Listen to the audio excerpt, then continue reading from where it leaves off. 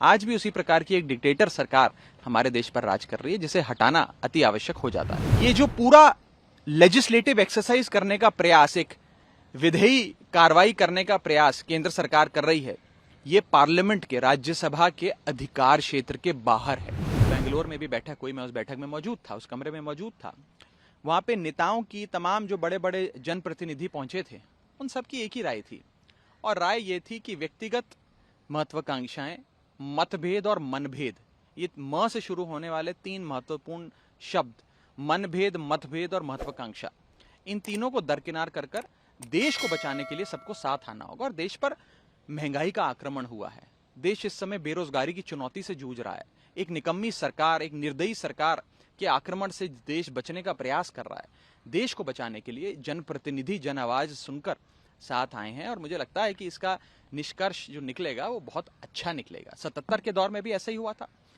इंदिरा गांधी जी की एक बहुत ही शक्तिशाली सरकार को हटाने के लिए कई राजनीतिक दल, विपरीत विचारधारा के राजनीतिक दल, जनता पार्टी से लेकर वामपंथी, कम्युनिस्ट से लेकर सोशलिस्ट, सब एक छतरी के नीचे आए थे, क्योंकि उस समय की मांग थी कि एक डिक्टेटर सरकार को हटाना है। आज भी उसी प्रकार की एक डिक्टेटर सरकार हमारे देश पर राज कर रही है, जिसे हटाना अति आवश्यक हो जाता है। भारत देश के उपराष्ट्रपति और राज्यसभा के आदरणीय सभापति जी को एक चिट्ठी लिखकर, एक पत्र लिखकर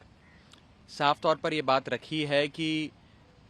दिल्ली सरकार की शक्तियां छीनने वाला जो अध्यादेश केंद्र सरकार लाई है,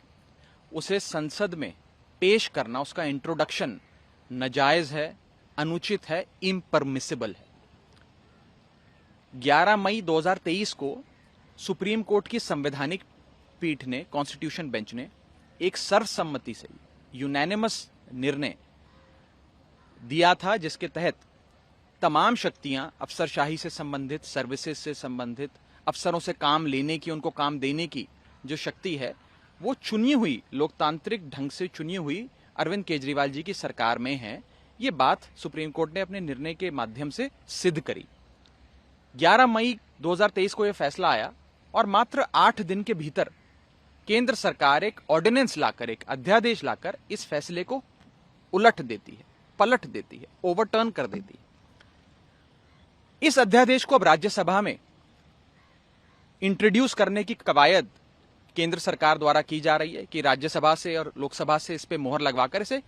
कानून के रूप में तब्दील कर दिया जाए। इसे देश की संसद में पेश करना, इसे इंट्रोड्यूस करना गैर कानूनी होगा, इम्परमिसिबल होगा, नाजायज होगा, और इसके 3 मुख्य कारण हैं,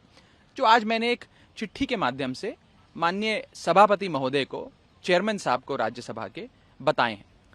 पहला कारण यह है कि किसी भी सुप्रीम कोर्ट के निर्णय को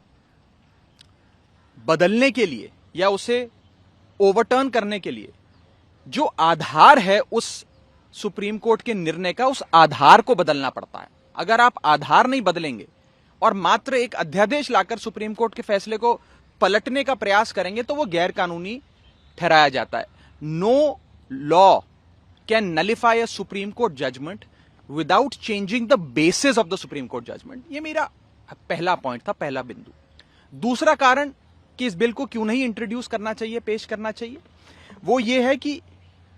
देश के संविधान के अनुच्छेदों को, आर्टिकल्स को प्रभाव देने के लिए या उसे पूरा करने के लिए, सप्लीमेंट करने के लिए या इफेक्ट देने के लिए ही कानून बनाए जाते हैं। आज इस अध्यादेश के माध्यम से संविधान के अनुच्छेद 239AA को तहस नहस किया गया है, ना कि उसे प्रभाव में लाने के लिए या पूरा करने के लिए अध्यादेश लाया जा रहा है। यह इफेक्ट देने के लिए या सप्लीमेंट करने के लिए संविधान के आर्टिकल 239AA को नहीं लाया गया कानून। यह कानून उस अनुच्छेद की धज्जियां उड़ा देता है और संविधान का जो असल लेटर एंड स्पिरिट है उसे तार तार करता है। यह दूसरा कारण है कि क्यों नहीं इस प्रकार का कानून संसद के भीतर लाया जाना चाहिए। और तीसरा और सबसे महत्वपूर्ण कारण, जो मैंने अपनी चिट्ठी में भी लिखा है, कि क्योंकि अब यह नया अध्यादेश भी सुप्रीम कोर्ट के विचाराधीन है, सुप्रीम कोर्ट ने इस पे कार्रवाई करने के लिए फिर से एक 5 जजों की संवैधानिक पीठ का गठन कर दिया है, और ये 5 जजों की कॉन्स्टिट्यूशन बेंच अब इसकी वैधता, इसकी संवैधानिक है कि नहीं है, इस पर गहन चर्चा कर बहस कर अपना निर्णय देगी। तो जब ये मसला जब तक सुप्रीम कोर्ट के विचाराधीन है, सब जुडिस है, तब तक उसे संसद में नहीं पेश करना चाहिए और उस पर किसी प्रकार की बहस या वोटिंग नहीं होनी चाहिए। ये जो पूरा लेजिस्लेटिव एक्सरसाइज करने का प्रयास, एक